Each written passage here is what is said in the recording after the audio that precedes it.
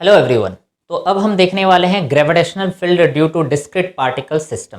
Discrete particle system की वजह से ग्रेविटेशनल फील्ड इंटेंसिटी की वैल्यू कैसे निकालेंगे या क्वेश्चन किस तरह से पूछे जाएंगे वो बेसिकली हम देखेंगे और उसके बाद फिर मूव करेंगे कंटिन्यूअस मास सिस्टम के ऊपर। लास्ट सेशन में हमने देखा था डिस्क्रीट मास सिस्टम और कंटिन्यूअस मास सिस्टम। इसके पहले की सारी कहानी आपकी क्लियर होनी चाहिए ताकि ये टॉपिक आपको बहुत ही ईजी लगे। चलिए, तो gravitational field due to discrete particle system यानी ग्रेविटेशनल फील्ड यानी ई की वैल्यू, पहले वो फार्मूला देख लेते हैं। तो फार्मूला हमारे पास क्या है, कोई भी यदि एक पॉइंट मास है, पॉइंट मास मान लेते हैं कैपिटल एम है और ये एक सोर्स मास है। सोर्स मास मतलब ये फील्ड क्या कर रहा है, क्रिएट कर रहा है अपने चारों तरफ। तो किसी भी डायरेक्शन में एट अ डिस्टेंस यदि आर हमें फील्ड निकालना हो तो मान लेते हैं किसी ने बोला एट अ डिस्टेंस आर पे हमने मूव किया, what is the value of field at a distance R, यानी इस पॉइंट पे फील्ड की वैल्यू कितना है। तो हमारा सिंपल लॉजिक रहेगा कि इस पॉइंट पे यदि फील्ड निकालना है तो general formula of the field due to point mass that is G M by R square, ये हो गया हमारा फील्ड। और यदि किसी ने बोला डायरेक्शन किधर है तो direction is always towards the centre, हमेशा ये सेंटर के तरफ होगा, किसके, सोर्स मास के सेंटर के तरफ।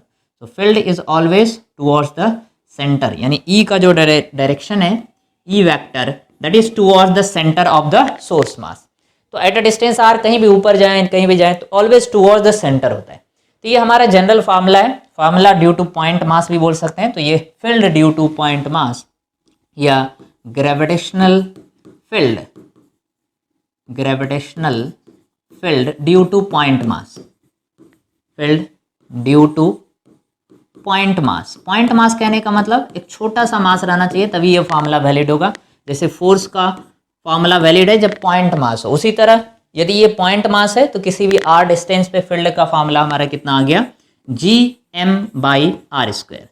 तो डिस्क्रीट पार्टिकल सिस्टम की वजह से पहले देखते हैं कि फील्ड किसी भी डिस्टेंस पे कितना होगा। तो सबसे पहला क्वेश्चन कुछ इस तरह से लेते हैं।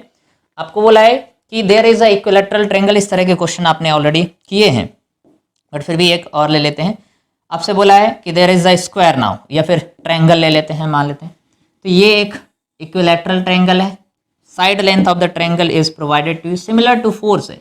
जैसे जैसे आपने फोर्स का क्वेश्चन बनाया था एग्जैक्टली फील्ड का भी क्वेश्चन वैसे ही बनेगा। और आपको बोल दिया है कि दो वर्टेक्स के ऊपर हमने मास रख दिया। How much sir, here we have mass m and here also we have mass m, done. और हमसे बोला है कि तीसरे वर्टेक्स के ऊपर फील्ड कितना होगा फाइंड करने बोला है। So this is point A, this is point B and this is point C. So we have the three vertex in the equilateral triangle. We need to find what is the total amount of gravitational field at point A. तो A point पे हमें total field निकालनी है। तो question आप ऐसे लिख सकते हो, क्वेश्चन में बोला है find net gravitational field, net gravitational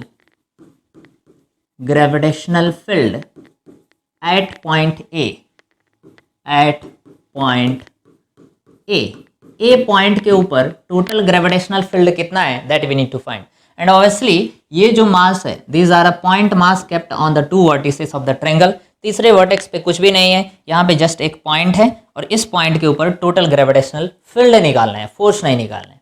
तो यदि फील्ड की बात करें तो इस पॉइंट पे फील्ड किसके वजह से होगा, जैसे हमने अभी बताया किसी भी पॉइंट पे एक मास की वजह से किसी भी पॉइंट पे जो फील्ड होता है वो उस मास के सेंटर के तरफ होता है। और कितना होता है, G M by R square होता है। तो मास के सेंटर के तरफ, तो उसी तरह से इस पॉइंट, ये अभी पी पॉइंट के जैसे, तो इस पॉइंट के ऊपर फील्ड जो होगा ये बी मास के वजह से होगा और सी मास के वजह से होगा। और since the mass and the distance both are same, तो ऑब्वियसली यहाँ पे जो फोर्स होगा या फील्ड जो होगा वो भी क्या होगा, सेम होगा सर।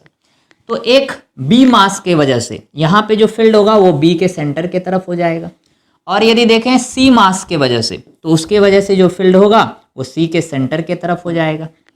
तो field at any point due to a point mass it is always towards the centre, उस मास के सेंटर के तरफ होता है। ओके, तो इस केस में यदि देखें तो फील्ड, इस ए को थोड़ा सा हम ऊपर हटा के लिख रहे हैं, this is the A is the side length जो कि आपको ऑलरेडी पता है, ए एंड ए। तो फील्ड यदि देखें तो फील्ड हमारा जो यहाँ पे दो वैल्यू दिख रहा है, फील्ड ड्यू टू बी उसको आप ई बी लिख सकते हो and field due to mass C उसको आप ई सी लिख सकते हो। बट ये दोनों ही फील्ड की वैल्यू सेम होगा क्योंकि मास अभी सेम है और डिस्टेंस भी सेम है, ए एंड ए। तो दोनों की वैल्यू भी सेम होगा सर। इसीलिए आप दोनों को ई ले लो, यानी field due to B and field due to C दोनों सेम इसलिए है अभी क्योंकि मास सेम है और डिस्टेंस भी सेम। अब इसका यदि रिजल्टेंट निकालना है तो since field is a vector quantity और टोटल एंगल कितना है यहाँ पे 60 डिग्री है, तो रिजल्टेंट हमेशा डायगोनल, यानी आप जो जनरल रूल वेक्टर को ऐड करने का लगाते हो पैरेललोग्राम लॉ लगा देंगे, नेट फील्ड यहाँ से हमें पता चल जाएगा। तो नेट फील्ड की यदि बात करें तो वो कुछ इस तरह से होगा, पैरेललोग्राम आपको जनरेट करना पड़ेगा and the diagonal will give you the resultant. तो ये पैरेललोग्राम बन गया and finally the diagonal will give us the resultant. तो नेट फील्ड कुछ इस डायरेक्शन में आएगा। So that's the value of net gravitational field. इसको आप ई नेट भी लिख सकते हो, ई नेट, नेट का मतलब टोटल। तो नेट ग्रेविटेशनल फील्ड। अब क्वेश्चन है इसको ऐड कैसे करेंगे। बहुत ही सिंपल है, दो वेक्टर आपका 60 डिग्री पे है, रिजल्टेंट का फार्मूला आपको ऑलरेडी पता होना चाहिए, दो वेक्टर का अंडर रूट ए स्क्वायर प्लस बी स्क्वायर तो ए बी कॉस थीटा। तो वहाँ से आप लिख सकते हैं ई नेट, तो ये हो जाएगा under root E due to B, इसको ए मान रहे हैं और इसको बी मान रहे हैं और दोनों वेक्टर सेम है इसलिए डायरेक्ट लिख देते हैं A square means E square, B square means E square, 2ab cos theta, so e into E और cos कितना degree sir 60 degree. Now let us just plug the value, will get the final answer. So under root of E square ये हो जाएगा 2 times of E square plus plus यहाँ भी हो गया 2 times of E square, cos 60 आ गया आपका half, okay so half and ये 2 कैंसिल हो गया, 2e square plus E square under root of 3e square, but E square that will come outside, so the final answer that will tend to कितना e√3, ये इतना आ गया। अब यदि value की बात करें तो e क्या है, e is the field between due to this mass और ड्यू टू दिस मास, तो दोनों मास तो सेम है, किसी एक वजह से फील्ड यदि लिख दें एट अ डिस्टेंस a है अभी, तो फील्ड का फॉर्मूला तो हमारे पास ऑलरेडी पता है सर gm/r², तो नेट फील्ड जो आ जाएगा यहाँ पे लिख रहे हैं e net, that will be how much sir, e के जगह पे आ जाएगा gm/r² और डिस्टेंस अभी है a², distance side length a है और times √3, so this is our final answer. I hope ये सारा कहानी आपको क्लियर होगा। ये बहुत ही सिंपल सा एक क्वेश्चन लिए थे जिसमें नेट वैल्यू ऑफ फील्ड हमसे पूछा गया था। ओके आगे बढ़ जाते हैं।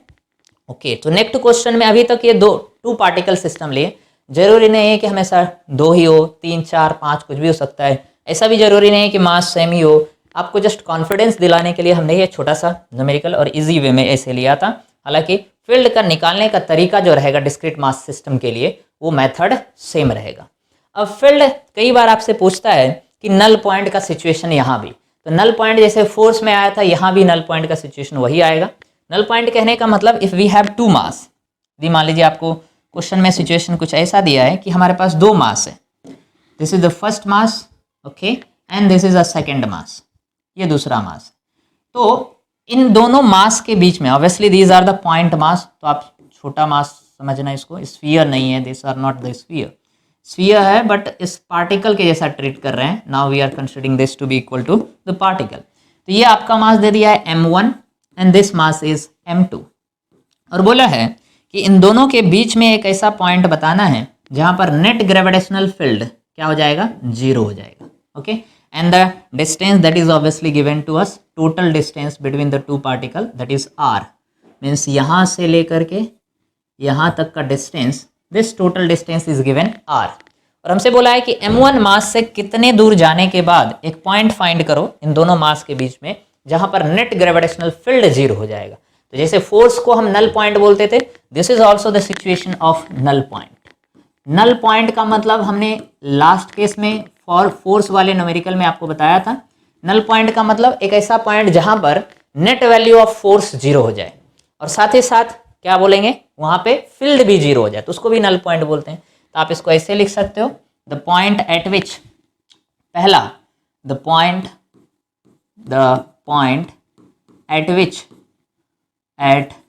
विच एक ऐसा पॉइंट जहां पर क्या हो जाए, net gravitational fold F net 0 हो जाए, या फिर क्या 0 हो जाए, और ये तो कहानी हमने फोर्स की कहानी पढ़ लिया था, या फिर वहां पे नेट फील्ड 0 हो जाए, net gravitational field that is equal to 0।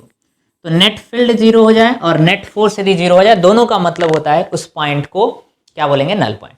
तो अभी इन दोनों के बीच में हमेशा एक पॉइंट होगा जहां पर मान लो ये एक पॉइंट है, इस पॉइंट के ऊपर यदि हमने फील्ड देखा, ये कोई एक पी पॉइंट है, तो इस पॉइंट पे फील्ड m के वजह से इसके सेंटर की तरफ होगा। Field at a distance r is always towards the centre of the source mass. तो ये मास इस जगह पे अपना फील्ड क्रिएट करेगा जो कि इस डायरेक्शन में होगा। तो field due to this mass will be towards the centre, यानी इसके सेंटर की तरफ होगा। और छोटे मास की वजह से जो फील्ड होगा that will be towards the centre of this mass, वो इसके सेंटर की तरफ होगा। तो फील्ड इस पॉइंट पे जो है, this is the field due to first mass and this is field due to second mass. Okay, E1 and E2 आप लिख भी सकते हो। What is E1 sir? This is field, ये gravitational field obviously, so field due to m1 mass. Okay, and what is E2 sir? This is field due to m2 mass. Okay, and since दोनों यदि field बराबर हो जाए तो उस point पे net field zero हो जाएगा, और ऐसे पॉइंट को ही क्या बोलेंगे? Null point. तो हमसे पूछा जाएगा कि ये पॉइंट है कितने डिस्टेंस पे, यानी हमें लोकेशन निकालना है नल पॉइंट का। So let us consider this point is eight a distance x, और ये डिस्टेंस यदि x हो गया तो ऑब्वियसली यहाँ से भी डिस्टेंस क्या बनेगा? टोटल r था तो ये डिस्टेंस हो जाएगा r माइनस एक्स। आई होप ये क्लियर होगा। एक है x डिस्टेंस और दूसरा है r minus x distance. Okay, तो ऐसे केस में नेट फील्ड हमें जीरो करना है, तो जस्ट दोनों को बैलेंस कर देना। और ये सिचुएशन हमने ऑलरेडी डिराइव किया था फार्मूला, बट फिर से एक बार फील्ड को कंसिडर करते हुए डिराइव कर देते हैं। तो since E1 is equal to E2, null point होने के लिए E1 और E2 दोनों सेम होगा तभी तो कैंसिल करेगा। और E1 सेम है, E1 क्या है? फील्ड ड्यू टू फर्स्ट मास, और फर्स्ट मास से डिस्टेंस कितना है? r की वैल्यू x है, तो डायरेक्ट फार्मूला लिखो g m1 mass divide by x square, distance square, gm by r square. और सेकंड मास की वजह से हो जाएगा g m2 divide by distance square जो कि है r माइनस एक्स का स्क्वायर। ओके, g और g को यहाँ से कैंसिल कर देंगे जी। ओके, तो फाइनली ये बन जाएगा r minus x divided upon x का होल स्क्वायर लिख लिए क्योंकि दोनों का स्क्वायर है। In this side will have m2 upon m1, और ये स्क्वायर को हटाएंगे तो उधर जाके ये रूट बन जाएगा। सो एक लाइन और लिखते हैं, that is r minus X divide upon x that is equal to root of m2 by m1। ये फॉर्मूला हमने ऑलरेडी डिराइव कर चुके हैं। एक बार और लिखते हैं इसको, x से पूरे को मल्टीप्लाई कर दो तो x root times m2 upon m1 and that is equal to r minus X. इस x को पकड़ के इधर लेके आ जाएंगे तो x प्लस बन जाएगा, और ऑलरेडी पहले से है हमारे पास m2 by m1 is equal to r। यहाँ से x कॉमन लेंगे और x कॉमन लेके फाइनली यदि x का फार्मूला लिखेंगे, x कॉमन लेंगे तो ये 1 plus root m2 by m1 बचेगा। तो फाइनल फार्मूला आ जाएगा r divided upon 1 plus root of m2 by m1 and that's the final formula of location of null point. Null point कहने का मतलब यहाँ पे नेट फील्ड की क्या है? वैल्यू जीरो है। तो इस तरह के क्वेश्चन आपको दिए तो क्वेश्चन आपसे बहुत ही ईजिली बन जाएगा। एक छोटा सा क्वेश्चन ले लेते हैं रिलेटेड टू दिस। क्वेश्चन बोला है find the point, find the location of point, location of a point from 6 kg where net gravitational force is zero या net field is zero, net gravitational field is zero। So net gravitational field क्या हो जाएगा? वहाँ पे zero हो जाएगा। तो एक ऐसा पॉइंट फाइंड करना है, और क्वेश्चन में अभी दे दिया है this mass is a 6 kg mass and there is another mass over here which we have, ये हो गया 6, दिस इज 24 kg। ओके, और दोनों के बीच में सेंटर टू सेंटर जो डिस्टेंस दिया हुआ है, this distance is suppose 12 metre, और हमें फाइंड करना है एक ऐसा पॉइंट दोनों के बीच में जहां पर नेट ग्रेविटेशनल फील्ड इंटेंसिटी क्या हो जाए? जीरो हो जाए।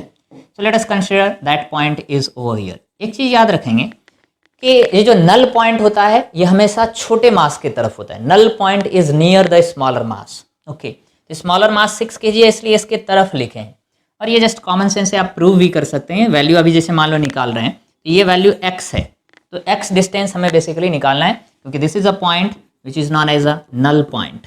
नल पॉइंट मतलब वहाँ पर नेट फील्ड जीरो हो जाएगा। 6 kg इधर लगाएगा, 2 kg इधर फील्ड लगाएगा, तो नेट फील्ड जीरो हो जाएगा। x की वैल्यू की यदि बात करें तो आप डायरेक्ट फार्मूला लगा दो which we derived just right now, x equal to ये वाले फार्मूले क्या? r upon 1 plus root of m2 by m1। तो डायरेक्ट लगा देंगे formula which we have r upon 1 plus root of m2 by m1। Value put कर देते हैं, r की वैल्यू अभी 12 मीटर है, divided upon 1 plus root of m2 we have that 24, m1 that is 6 kg। Value यदि निकालेंगे that is 12 upon 1 plus ये root 4 आ जाएगा दैट इज नथिंग बट 2, और फाइनल आंसर जो आएगा that is 12 upon 3 that is nothing but 4 metre, यानी x की जो वैल्यू आया दैट इज 4 मीटर। तो ये यदि 4 मीटर है तो बाकी का जो बचा हुआ डिस्टेंस है, दीदी बोला नल पॉइंट, यदि यही क्वेश्चन में बोलता find the location of null point from 6 kg ना बोल करके फ्रॉम 24 kg बोलता, तो ये डिस्टेंस निकालना पड़ता। टोटल था 12, तो ये हो जाएगा 12 माइनस 4, यानी ये वाला डिस्टेंस आ जाएगा कितना 8 मीटर। और वही बात हमने पहले ही बोला था कि null point is near the smaller mass, ये चीजें आप याद रख सकते हैं। Null point is near the smaller mass, note करके इधर भी लिख भी सकते हैं आप ये पॉइंट। नल पॉइंट जो होता है छोटे छोटे चीजें हैं बट बहुत बड़ा इंपैक्ट डालेगा आगे जाके। Null point is near the smaller mass, near the smaller mass, जो छोटे वाले मास होते हैं उसके तरफ होता है null point. Okay, so this point basically we need to remember. तो ये पूरा कहानी था। डिस्क्रीट पार्टिकल सिस्टम की वजह से क्या निकालना है, वैल्यू ऑफ ई की वैल्यू। उसी तरह कंटिन्यूअस मास सिस्टम की वजह से भी ई की वैल्यू निकाला जा सकता है, बट उसके लिए हमें कुछ बैकग्राउंड स्टोरी जानना पड़ेगा कंटिन्यूअस मास सिस्टम को पढ़ने के लिए, और उसका नाम है मास डिस्ट्रीब्यूशन। ओके, सो मास डिस्ट्रीब्यूशन जो है वो भी अभी देख ही लेते हैं। मास डिस्ट्रीब्यूशन क्या होता है, तो 3 तरह के सिचुएशन है। मास डिस्ट्रीब्यूशन की बात कर रहे हैं अभी। Now we have the situation of mass distribution.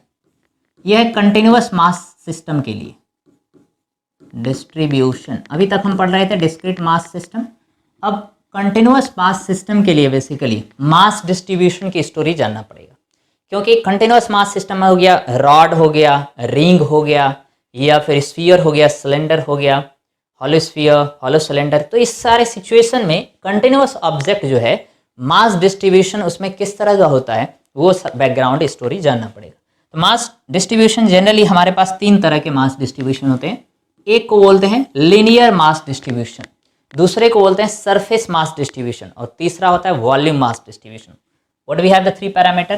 पहले को बोलते हैं लीनियर मास डेंसिटी या मास डिस्ट्रीब्यूशन, जो भी बोलिए, linear mass density, that is the first parameter which we have.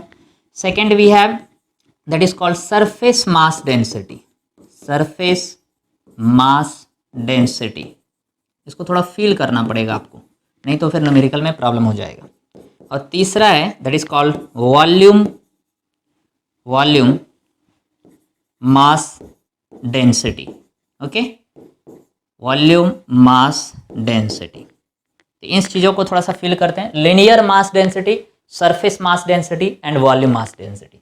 इस तरह के सिचुएशन ऑलरेडी रोटेशन चैप्टर में भी आया था, हालांकि हम यहाँ भी एक बार एक्सप्लेन कर देते हैं ताकि आपको इन सब चीज़ों में कोई प्रॉब्लम ना हो।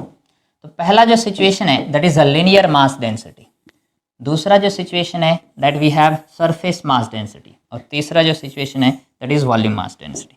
जनरली ऑब्जेक्ट जो है वो 3 तरह के हो सकते हैं, 1 डायमेंशनल, 2 डायमेंशनल और 3 डायमेंशनल। बात यदि करें 1 डायमेंशनल ऑब्जेक्ट का, तो 1 डायमेंशनल ऑब्जेक्ट जैसे रॉड हो गया, रिंग हो गया, तो ऐसे केस में लीनियर मास डेंसिटी यानी लैम्डा डिफाइन करते हैं। और दूसरा सरफेस मास डेंसिटी यदि हो गया, जैसे मान लो डिस्क हो गया, स्क्वायर प्लेट हो गया, लैमिना हो गया, तो उसके लिए सिग्मा यानी surface mass density sigma define करते हैं। वॉल्यूम मास डेंसिटी इसको रो बोलते हैं, जो कि आप ऑलरेडी केजी क्लास से जानते हैं। ओके, थोड़ा डेफिनेशन देख लेते हैं। What is linear mass density, इसका फील क्या आना चाहिए वो चीजें थोड़ा समझते हैं। लीनियर मास डेंसिटी लैम्डा, इसका मतलब होता है मास पर यूनिट लेंथ। मास पर यूनिट लेंथ मतलब क्या है, जैसे मान लीजिए आपको किसी ने बोला कि वायर है, देयर इज अ वायर, और या फिर ये रॉड हो सकता है sir, but right now we have a linear, rod है या फिर वायर है। ओके, सिलेंडर नहीं है, ये चीज याद है कि this is not a cylinder, this is just a rod और वायर। इस वायर का आपको मास दे दिया है m और इसका लेंथ दे दिया है l। Mass is m, length is l। आपको यदि किसी ने बोला कि इस वायर में से 1 मीटर लेंथ को कट करो, हाउ मच सर, इसमें से 1 मीटर लेंथ को हम कट किए, we need to cut 1 metre length from this wire. तो 1 मीटर लेंथ हमने कट कर लिया, यानी यहाँ से लेकर ये इतना पोर्शन तक हमने कट कर लिया। तो 1 मीटर लेंथ में जो मास होता है that is known as lambda, उसी मास को लैम्डा बोलते हैं। जैसे मान लो एक वायर है, 1 मीटर लेंथ हमने कट किया और 1 मीटर लेंथ में मास इसका आ गया 2 kg। ओके, तो लैम्डा की वैल्यू हो जाएगा 2 kg। इसका मतलब फील क्या है, what is linear mass density, mass in 1 metre length. 1 metre length में जो मास है that is known as linear mass density. बार बार ये याद रखना पड़ेगा, 1 मीटर लेंथ में जो मास होता है उसको लैम्डा बोलते हैं, उसी मास को क्या बोलते हैं, लैम्डा, लिनियर मास डेंसिटी। अच्छा, इसको लिखेंगे कैसे सर, फार्मूला कैसे बनाएंगे? तो सिंपल, यदि हमने आपसे क्वेश्चन पूछा कि 1 मीटर लेंथ में जो मास होता है उसी को हम लैम्डा बोलते हैं, यदि इसी चीज को हमने ऐसे बोला कि we have a wire, okay, और वायर का टोटल मास जो है अभी दिया हुआ है 6 kg और इसका टोटल लेंथ है 3 मीटर, ओके, अच्छी बात है। तो इसमें से यदि हमने 1 मीटर लेंथ कट किया, यदि मान लो ये 1 मीटर लेंथ कट किया, तो इतने पोर्शन में मास कितना होगा? तो आप तुरंत बोलोगे कि 3 मीटर में 6 kg, तो 1 मीटर में 2 kg होगा सर। तो ये 2 kg आया कैसे, यानी लैम्डा की वैल्यू 2 kg आ गया। ये 2 kg कैसे आया, 6 kg divided by 3 metre, okay. तो 6 kg क्या है, मास है, और 3 मीटर क्या है, लेंथ है, तो m/l, ओके। तो m/l that is known as what, lambda. तो फॉर्मूला आ गया यहाँ से। या फिर आप ऐसे जनरलाइज कर सकते हो कि l लेंथ में मास है m, l लेंथ में, now we are removing this, l length इसमें जो मास हो लैम्डा, l लेंथ में जो मास है वो है m kg। तो 1 मीटर लेंथ में जो मास होगा वो हो जाएगा m/l kg, और m/l ये 1 मीटर लेंथ में मास है और उसी को बोलते हैं लैम्डा। 1 मीटर लेंथ में जो मास होता है दैट इज लैम्डा। तो यदि लैम्डा का फॉर्मूला किसी ने आपसे पूछा, तो this is nothing but mass divide by length, okay, mass per unit length, okay. Mass per unit length को ही क्या बोलते हैं, लैम्डा। फील क्या आना चाहिए, 1 मीटर लेंथ में जो मास है दैट इज कॉल्ड लैम्डा। उसी तरह से सिग्मा क्या है, सरफेस मास डेंसिटी। यदि मान लीजिए अभी के लिए आपको बोला कि now we have a plate, यानी प्लेट है, एक स्क्वायर प्लेट मान लिया, ये एक स्क्वायर प्लेट है, ओके। तो इस प्लेट का एरिया अभी मान लेते हैं ए है, और टोटल मास जो है इसका वो है m kg, ओके।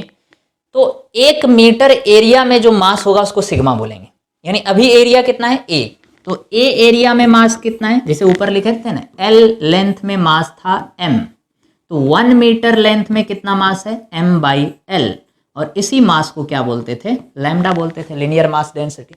उसी तरह से a एरिया में मास कितना है, m, तो 1 मीटर स्क्वायर एरिया में कितना मास होगा, m/a, और इसी को क्या बोलेंगे, सिग्मा। यानी इसमें से 1 मीटर स्क्वायर प्लेट कट किया हमने, ये वाला area, that side length is 1 metre, तो इसमें जो मास है दिस लेंथ इज 1 मीटर, तो इसमें जो मास है that mass is known as what, sigma. तो सिग्मा क्या है sir, surface mass density, 1 metre square area में जो मास है that is known as sigma. Formula क्या हो जाएगा, m डिवाइडेड बाई a। तो आपको ये फील करना पड़ेगा, केवल रटेंगे ये वाला चीज़ तो आप क्वेश्चन में अटक जाएंगे। फील करने का मतलब 1 मीटर लेंथ, वायर में से 1 मीटर लेंथ में जो मास होता है उसी को लैम्डा बोलते हैं। उसी तरह किसी स्क्वायर प्लेट है, डिस्क है, उसमें से 1 मीटर स्क्वायर एरिया में जो मास है that is known as sigma. और वॉल्यूम क्या होता है सर, यदि आपको बोला कि देयर इज अ क्यूब, इस तरह से आपने क्यूब ले लिया, okay, so now we have a cube, तो क्यूब ये 3D ऑब्जेक्ट आ गया या फिर सॉलिड स्फीयर वगैरह कुछ आ गया, तो इसका टोटल वॉल्यूम है v, ओके, और टोटल इसका मास है m।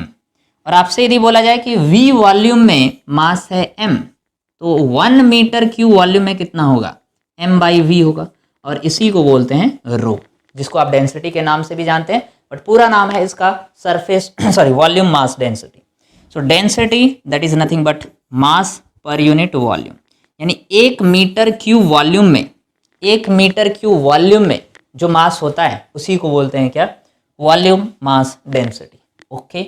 अब ये सारे यूनिफॉर्म ऑब्जेक्ट लिया, यानी रॉड लिया जिसका क्रॉस सेक्शन सेम है, बट यदि क्रॉस सेक्शन चेंज हो गया, यानी रॉड कुछ ऐसा दे दिया, तो फिर क्या हो जाएगा सर, नॉन यूनिफॉर्म के केस में तो सेम फार्मूले को थोड़ा डिफरेंशियल फॉर्म में लिखते हैं, उसको देख के डरना नहीं है। इस फार्मूले को आप ऐसे भी लिख सकते हैं, यानी the same formula can be written like this also, lambda is equal to, यदि यूनिफॉर्म नहीं है मतलब नॉन यूनिफॉर्म सिचुएशन है तो मास की जगह छोटू सा मास dm लेते हैं और लेंथ की जगह छोटू सा लेंथ dl लेते हैं, तो dm बाई dl। उसी तरह इसका फॉर्मूला क्या हो जाएगा, सिग्मा इक्वल टू मास की जगह छोटू सा मास dm और एरिया की जगह छोटू सा area that is dA, that's the formula of sigma. And the last one which we have that is small mass that is dm by small volume that is dv, that's nothing but the volume mass density that is rho. तो ये सारी situation है। Unit की यदि बात करें तो unit तो आपको क्लियर होना ही चाहिए इस केस में, तो यह मास बाई लेंथ है तो इसका यूनिट हो जाएगा क्या, केजी पर मीटर।